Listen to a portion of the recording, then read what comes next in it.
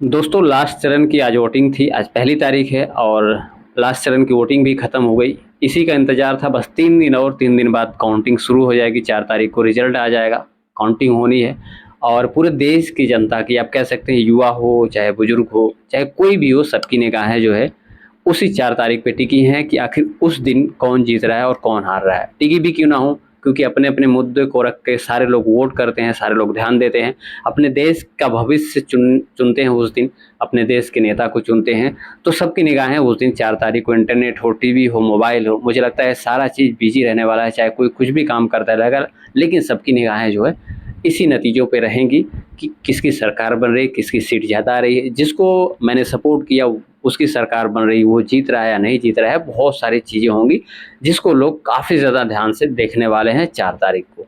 और 4 तारीख को फाइनल हो जाएगा कि आखिर किसकी जीत हुई और किसकी हार हुई। बहुत अक्सर देखा जाता है बहुत मौक़ों पे कि जो बहुत ज़्यादा बेसिक मुद्दे होते हैं, कभी-कभी उनके विपरीत भी सरकारें बनती दिखाई हुई देती हैं कि ऐसा लगता है कि जो समाज में मुद्दे चल रहे हैं, उन्हीं पे लोग वोट किए होंगे और वैसे ही सरकार बनने वाली है। लेकिन कभी-कभी इसका परिणाम बहुत विपरीत भी आता है। कभी-कभी जो सर्वे होते हैं, वो भी जो है कि बहुत विपरीत साबित हो जाते हैं। तो इस चुनाव में भी कुछ कहा नहीं जा सकता है कि किसके आंकड़े कितने सही साबित होंगे। दावे तो पार्टियों ने शुरुआत से ही करने स्टार्ट कर दिए हैं, चैनलों ने भी दावे बहुत सारे स्टार्ट कर दिए हैं करने।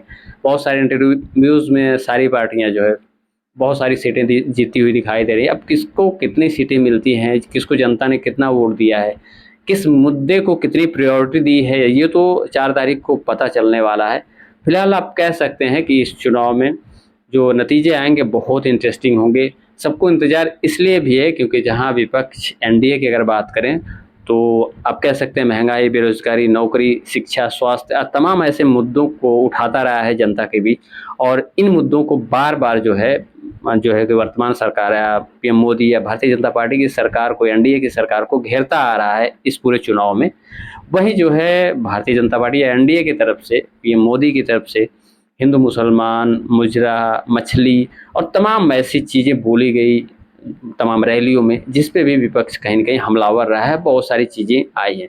और कहीं न कहीं विपक्ष का आरोप भी रहा है कि पीएम मोदी या फिर भारतीय जनता पार्टी के मुख से बेरोज़गारी या महँगाई या फिर भुखमरी या इन चीज़ों पे, शिक्षा, स्वास्थ्य पे बात नहीं हो रही है, सिर्फ़ फालतू के मुद्दे उठाए जा रहे हैं, इनके पास कुछ है नहीं। बहुत सारे एलिगेशन लगाए जा रहे हैं एक-दूसरे की तरफ से, आमतौर पे हर चुनाव में लगाए भी जाते हैं। चुनाव सबको लगता है कि हमें जीतना ज़रूरी है, चाहे किसी तरीके से हो जीत लें। सत्ता में जब तक नहीं कोई रहता है, तब बहुत बड़े-बड़े वादे होते हैं, सत्ता में आने के बाद बहुत सारी चीज़ें उसके उलट दिखाई देती हैं।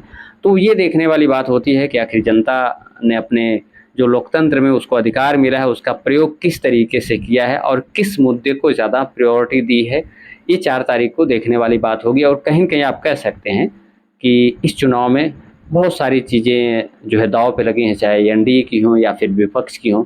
जहाँ विपक्ष एक तरीके से नारा दे रहा था, संविधान बचाने की बात कर रहा था, वहीं एनडीए की तरफ से 400 पार का नारा लगाया जा रहा था, जिसको जो है कि इस रूप में भी देखा जा रहा कि 400 पार के बाद ये संविधान को बदलेंगे। तो बहुत सारे एलिगेशंस, बहुत सारी चीज़ें जो है विपक्षियों द्वारा, विपक्ष पार्टियों द्वारा लगाई जा रही थी।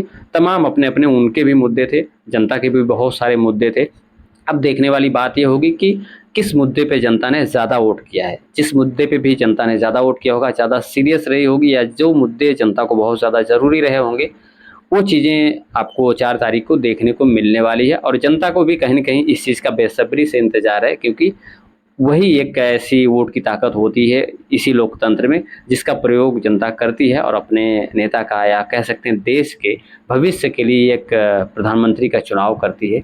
तो काफ़ी अहम चुनाव है, 4 तारीख काफ़ी अहम है और मुझे लगता है कि उस दिन कुछ न कुछ देश के लिए अच्छा ही होगा। उम्मीद यही करता हूँ। फिलहाल आपको क्या लगता है कमेंट में अपनी राय ज़रूर दीजिएगा और नए हैं तो चैनल को सब्सक्राइब करके सपोर्ट भी कर दीजिएगा। मिलते हैं आपसे नेक्स्ट वीडियो में। जय हिंद।